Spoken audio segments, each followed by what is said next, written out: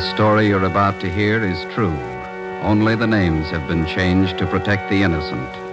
Fatima Cigarettes, best of all long cigarettes, brings you Dragnet.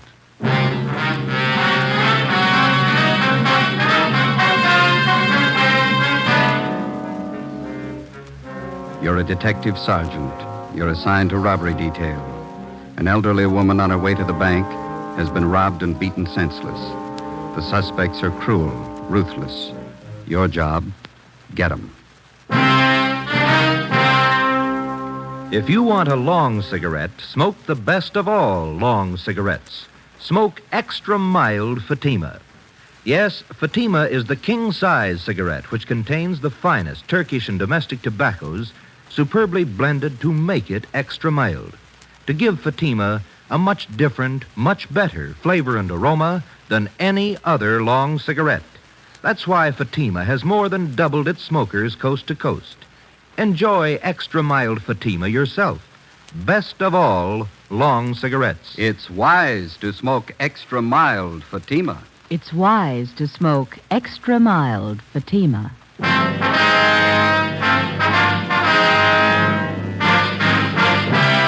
Dragnet, the documented drama of an actual crime.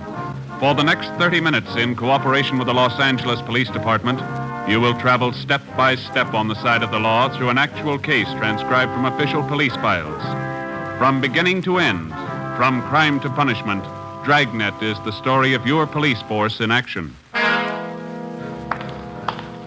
It was Saturday, August 9th. It was hot in Los Angeles.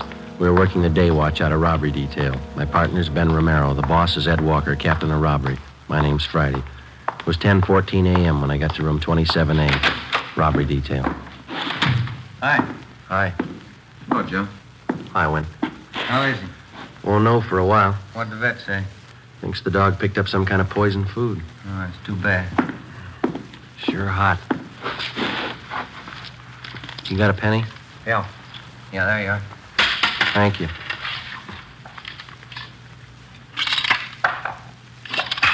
Somebody poisoned him, huh?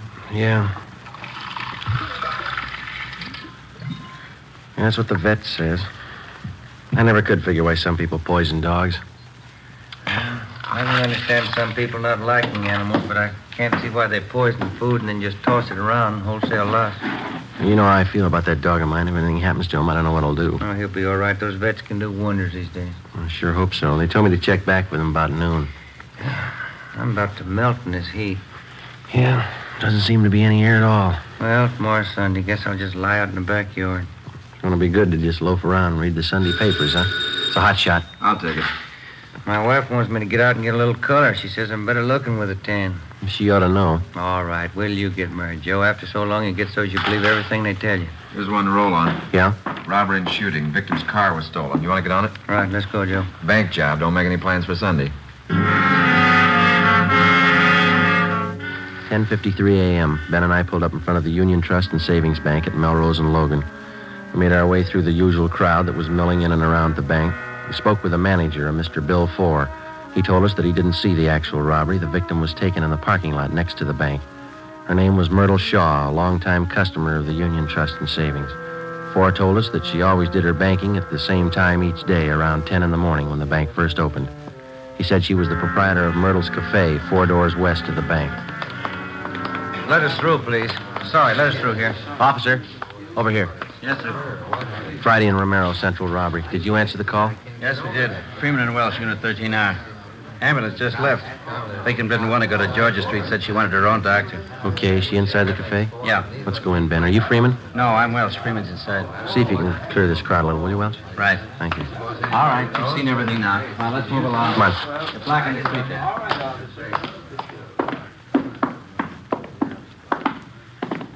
There she is, over in the last booth. Freeman? Yes, sir. Friday and Romero, central robbery. Is this the victim? Yes, that's right. Her name's Myrtle Shaw. Miss Shaw? Yes, that's right. My name's Romero. This is Sergeant Friday. We're from Robbery Division downtown. You men detectives? Yes, ma'am. We'd like to ask you a few questions. Yes, all right. I hope you can catch the men that did this. Well, we're going to do all we can. It's a little hard for me to talk. My face is so swollen. It hurts something terrible. What happened? One of them struck me, Yes, ma'am, we know that. Do you want to tell us how it happened? and I was on my way to the bank. I drove in the parking lot there next door. Yeah? I just got out of my car when these men walked over to me.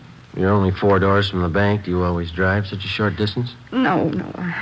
I just picked up my car from Edgar's filling station. I have it greased once a month. I see. Where was I? You just driven into the parking lot when these men walked up to you. Yes. Oh, yes. Well, one of them said, just hand over the money and there won't be any trouble. The other one said, this is a gun in my pocket, Grandma. Yeah? My head's splitting. Did someone call Dr. Van Hale? Yes, ma'am. He's on his way. Oh, thank you. Well, I carry my day's receipts in a cloth bank bag. I had it in my purse, and I wasn't sure if they knew I had any money. Yeah? I told them I didn't have any. And I was going in to draw some out, and one of the men said, look, old-timer, we don't want to get rough. Just hand it over. We know you got it. What'd you do? Well, I turned and started to walk away, and I saw this one man's arm flash out of his pocket, and then something hard like a rock struck me on the side of the face. Must have slugged you with his gun. Oh, yes, it couldn't have been his hand. I don't think he could have cut my face like this with his hand. You should have let them take you to the emergency hospital. No, I don't want to go in an ambulance. I want my own doctor. He'll know what to do. Ambulance crew gave her first aid. She wouldn't let him take her. Mm-hmm. Thanks. Miss Shaw, would you know the men if you ever saw them again? Well, I think so, yes. One of them looked like the worst kind of a hoodlum. And then they got your money, huh? Oh, yes. And they tell me they got away with my car, too. How much money did you lose? $116.23. Do you own this cafe? Yes, I do. It's a small place, as you can see. I do all the cooking and serving up to 11:30 in the morning. Then I have a college girl that waits on tables in the afternoon and evening. Do you think those men have ever been in here in the cafe? No. Have you ever seen either of them before? No, I never laid eyes on them before today. How about the girl who works for you? You think she's ever seen them before? I don't know. You can ask her. She should be here soon. What time is it now? 11:20. Yes, she'll be along any minute. Oh, I wish there was something to stop this aching. We know you must have a lot of pain, Miss Shaw, but we've got to ask a few more questions so we can get right on this. Yeah, I understand. I'll tell you all I can. Ben, do you want to get the dope on the stolen car and a description of the man? I'll call the office. Right. Say, is there a payphone I can use here, Miss Shaw? Yes, right over there behind the fountain. over Thank there. you. Do you need change? Yes, ma'am, I'm afraid I do. Well, just help yourself in the cash register there. Thank you.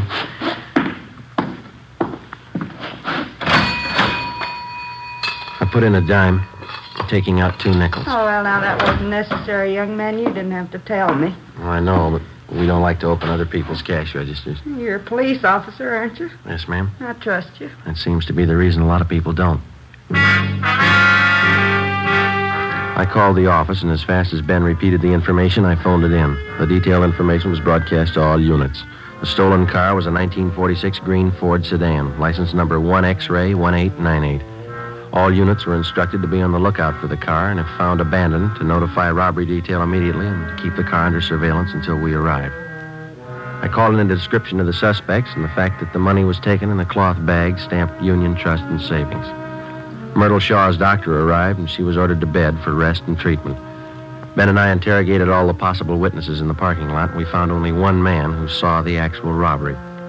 His story compared to that of Miss Shaw's, but he could add nothing more. We talked with a young college student who worked in the restaurant. She didn't think she'd ever seen the men in question. We drove back to the city hall and went to the stats office. They made a run for us on the descriptions and M.O. that we had, and we pulled the packages of all possible suspects that the machine sorted out. We narrowed and sifted the 24 possibles down to 12. We took the mug shots out and showed them to the victim and the one witness. They could not identify any of them as the 2 men in the holdup. 2:35 p.m. Saturday. We started to canvass the neighborhood, door to door. That takes care of Logan Street for 1 block, both sides. Want to start here on Melrose? Okay. Let's try this drugstore. I'm on fire. Paper says it's supposed to hit 99 today. I believe it. Come on. Yes, sir? Police officers. We're looking for a couple of men. Here's the descriptions. I wonder if you'd read this and tell us if you ever seen them. Yes, sir. We got time to have a coat. No, we better not. It's getting late. No, I'm afraid I've never seen anybody who answers either one of these descriptions. You sure? Yeah, quite sure. Well, thank you. I'll have to have that back. Oh. Let's go.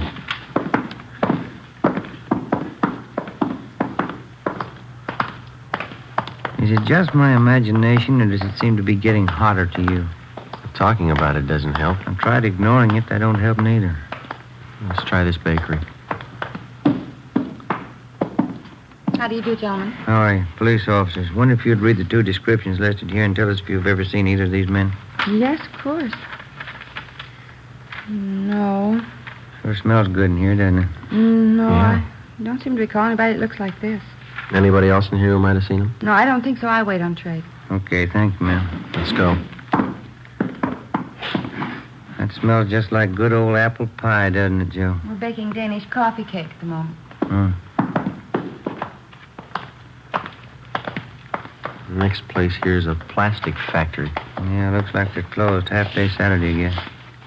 Somebody in there cleaning up. Guess he didn't hear me. Oh, here it comes. Yeah. A lot of money in this plastics business. Mm-hmm. Really came into its own during the war, didn't it? Oh, yeah. The plant's closed Saturday afternoon. Police officers. Wonder if you'd look this paper over and tell us if you may have seen 2 men answering these descriptions. All right. I have to put my glasses on. Yes, sir. There now. I don't need them for sweeping, just reading. All right, here you are. Mm-hmm. What do you think? What was that? I said, what do you think? Have you seen him? I don't know. How do you mean? I'm not sure yet. Hmm? I'm not sure. I may have seen one of them. How about the other one? That's what I mean. Yeah. I don't know about the other one. But you do remember seeing one of them? I might have seen both of them. But you're not sure. I don't know. Well, do you want to tell us what you remember about the one you did see?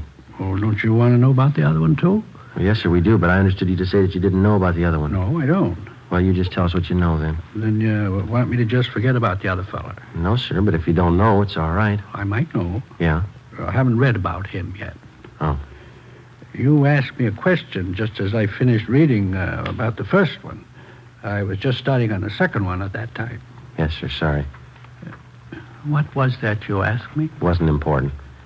Then I'll read about the second one. Yes, sir, thank you. Mm-hmm. Yeah, I seen them 2 or 3 days ago, both of them. In this neighborhood? Yes, sir, right around back in the parking lot. They work here? No, sir, they don't. Seems to me I've seen them a couple of times. What were they doing? I don't recall. I just remember I've seen them. You sure? Yes, I'm positive. One of them had on a brown suit, the other gray, just like it says here. The descriptions fit all right. You have any idea where these men might be now? No, sir. We're investigating a robbery. We want these men for questioning.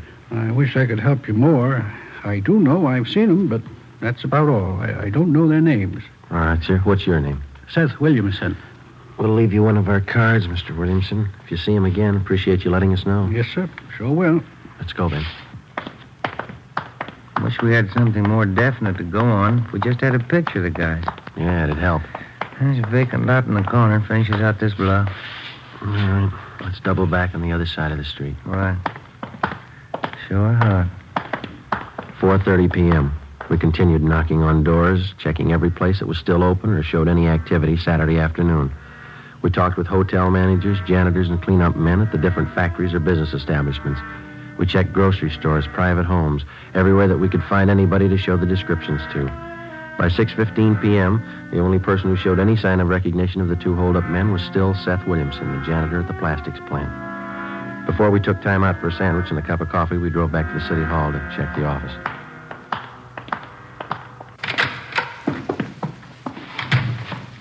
Hey, Friday. What do you say, Marty? A couple messages for you here. Thanks. What's the matter with you, Romero? I'm dehydrated. That sun almost fried me. Oh, Joe, that one call there's from your mother.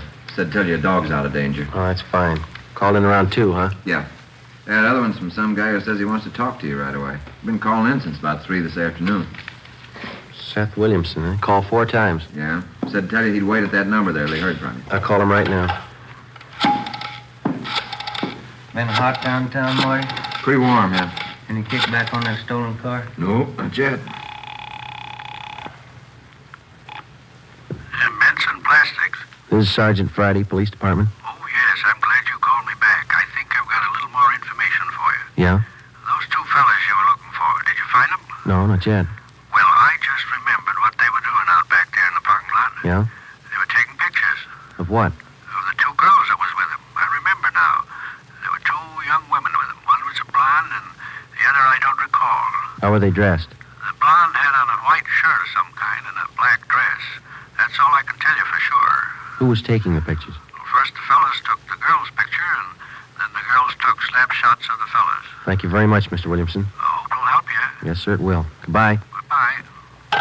What do you got? They've had their pictures taken. Yeah? Let's find the prints.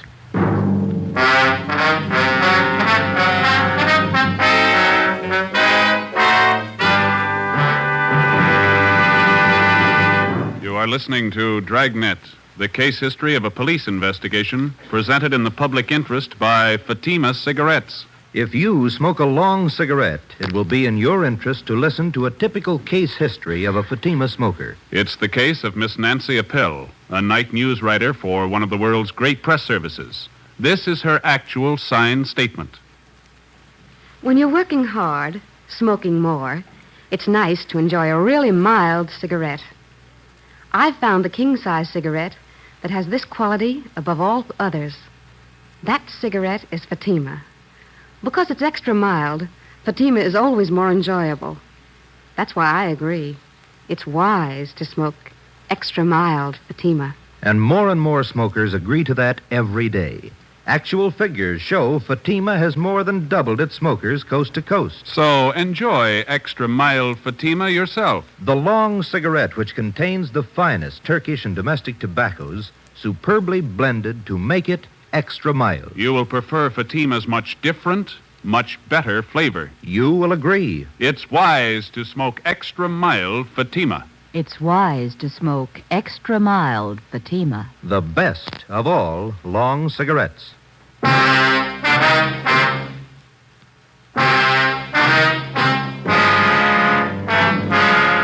Ben and I figured if we could possibly turn up the photographs that had been taken, we'd have something more definite to go on.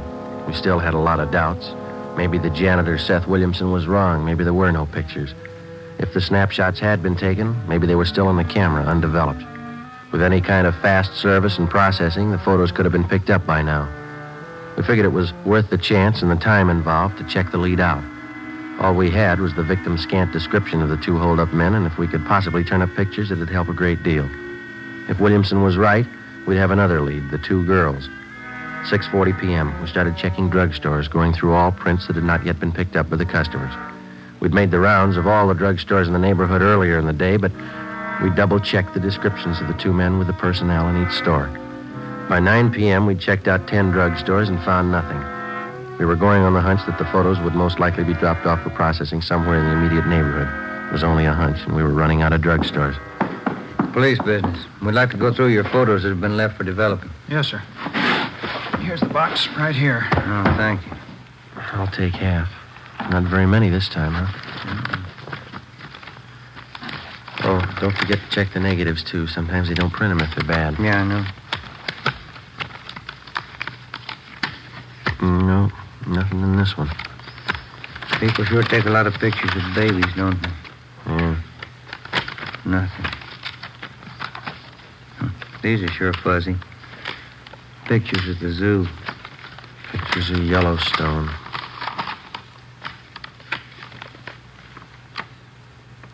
Ben. Yeah? Pay dirt, maybe. Let me see. Two guys. Two girls. One's a blonde, white blouse, dark skirt. Look close. And let's see. Left by a Marion Lang, 223 East Bexel. Well, Claire, Yes, sir? you want to double check us on this envelope? Yes, sir. This date and time right here, 3:30 p.m., August 6th. Yes, that's correct. That's when the films were left for processing. 3 days before the robbery. Did you ever see this woman in the picture before? Let me see. This Oh, one? yes. Yeah, she comes in here quite often. Miss Lang is her name. How about these men or this other girl here?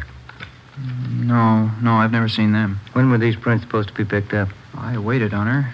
She told me she'd pick them up Friday, yesterday. Well, we'll have to take these photos along with us. They'll be returned. All right, sir. How will I explain this to Miss Lang? If this is the right address, you won't have to.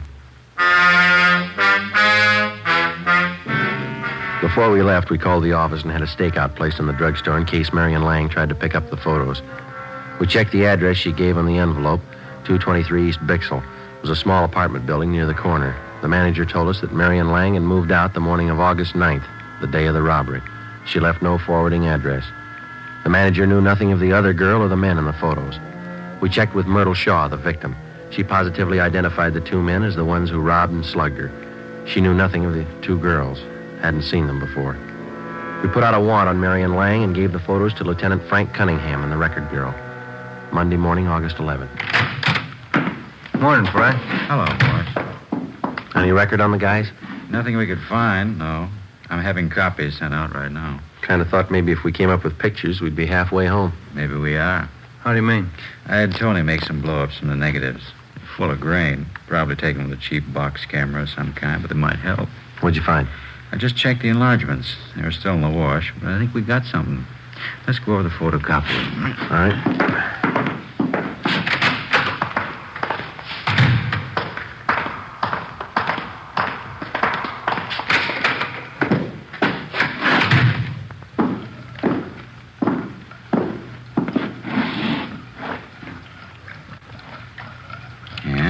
Good and clear now. Clear as they'll ever be, anyway. Here we go. I had 16 by 20 enlargements made. This will show you what I found. Yeah? You guys take a good look at the face of this one man here. Thought we did. Why? That's pretty hard to see on those small prints. Look here. You see the nose on this one? Mm-hmm. I'd guess it's been broken one time or another, wouldn't you? Yeah. You see here? Scar over the left eye, scar over the right eye. A couple of them. Yeah? Look at the right ear. See how mashed it is? Hmm. We couldn't come up with any names for you, but I'll bet it'd be safe to guess his line of work. Looks like a prize fighter. Nothing in the oddity file. I checked and double-checked everything I could lay my hands on here in the department. I don't place him if he was a boxer of any standing. I don't recall him. Isn't much. Wish I had something else for you. It's a lead, isn't it? Might be. It's more than we had. It was possible that one of the two hold-up men in the photos could have been a professional fighter. From his appearance and build, we felt it was a fair guess. We took copies of the snapshots to the State Boxing Commission, Los Angeles branch. We spoke with a Mr. Farmer, who couldn't seem to recall the man from his picture. We went over the description that the victim had given us. Farmer said that he knew a great many of the fighters because at one time or another they all check in and out of the commission before a bout. But the man in the snapshot remained unidentified. He checked through several hundred cards bearing the photographs of boxers in the files. No luck. Farmer suggested that we try the Spring Street Gym, where the out-of-town fighters get into shape and the boxers in town train. We left him a copy of the photograph and our card so that he could continue checking back through his files. It was 10:22 a.m. when we got to the Spring Street Gym.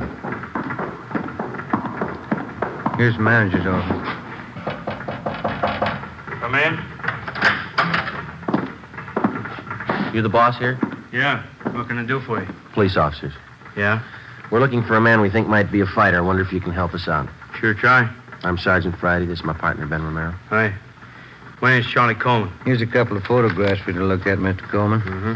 Have you ever seen this fellow on the right? Let's see here. Let's walk over by the window, get a little light on him. Wait a minute. Used to work out here all the time a couple of years back. Name's Billy. Marshall. Yeah, that's right. One of them named Billy the Kid Marshall. Is he still around? Oh, gee, I couldn't tell you. It's been a good 2 years since I seen him up here. Any idea where we might locate him? I doubt it. Used to be at Benny Farber's stable. Benny's been to the East now over a year. Let me check back through my locker listings. Maybe I still got something on it. Yeah, let's see. Out cards. Yeah, that's what we want. Let's take them over here by the window where we can read them. As I recall, Marshall wasn't much of a fighter. Farber nursed him up through the prelims, got him in the semi-windups. He started hitting the bottle. Played the dames. Oh, yeah, here we are. Can I see that, please? Oh, sure. Here we are. Thank you. Billy the Kid. Big, beefy boy. Real sucker for right cross. 1637 Carver Avenue. That's the last address you got on him? Whatever the card says, yeah. Real sucker for the old right cross. Thank you very much, Mr. Coleman. You're welcome, boys. Anytime. What's he done? We just want him for questioning. Oh, I see. If you should hear from him, don't tell him we're looking for him. Let's go. Thanks again. What do you think he did wrong? I don't know. How do you block a right cross? We called the new information into Captain Walker, and he sent a crew of men to the Boxing Commission to check further. 1637 Carver Avenue. It was a cheap rooming house in the west side of town. Marshall hadn't lived there for over a year and a half. The landlady gave us a forwarding address. The next place hadn't seen him for a year. We kept checking and rechecking, going from one end of town to the other. Each place was a little better than the last. It was easy to trace Billy the Kid's rise in the fight game, such as it was, by the condition of the places he lived in. We covered 6 different rooming houses, boarding houses, and apartments. Each time his residence had been a little more recent. 5:15 p.m., Monday, August 11th.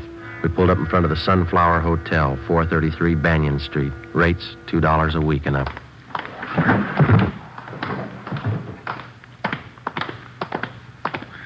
Nobody at the desk. I'll ring the bell. How do you do? Police officers. Have you got a Billy Marshall registered here? No, no one by that name here. Did you take a look at this picture? Either one of these men live here? Oh, sure, that's Tom Green and George Martin, room 9. They in now? I could buzz their room and see. No, never mind. Room 9, you said. Yes, sir, that's right. Let's go.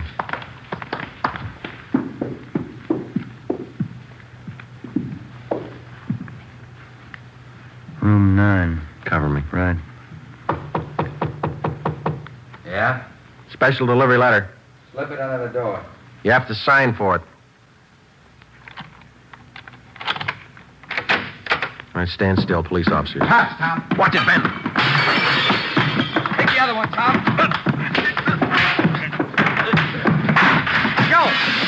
Joe, look out. All right, hold it right there, Marshal. Get over there against the wall. You, get up. Go over there with him. Move. Give me a hand, Joe. I'll help you up. You all right? Yeah, I'm okay. There he is, Joe. Looks like his picture. Fits the description. Except for one thing. Yeah? He's no sucker for a right cross. The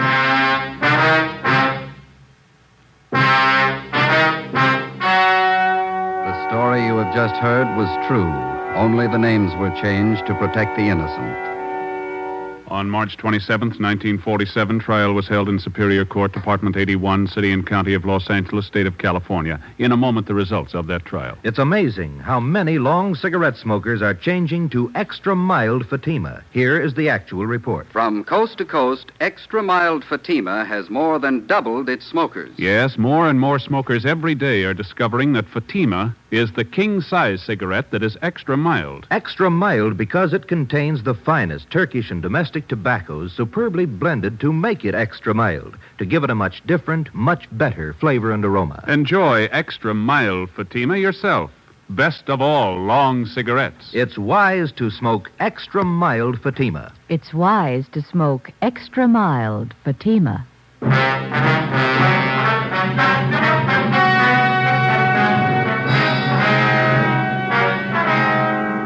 Both William Marshall and his accomplice were found guilty of armed robbery and grand theft auto and are now serving their terms as prescribed by law. You have just heard Dragnet, a series of authentic cases from official files. Technical advice for Dragnet comes from the Office of Chief of Police W.A. Wharton, Los Angeles Police Department. Fatima Cigarettes, the best of all long cigarettes, has brought you Dragnet transcribed from Los Angeles.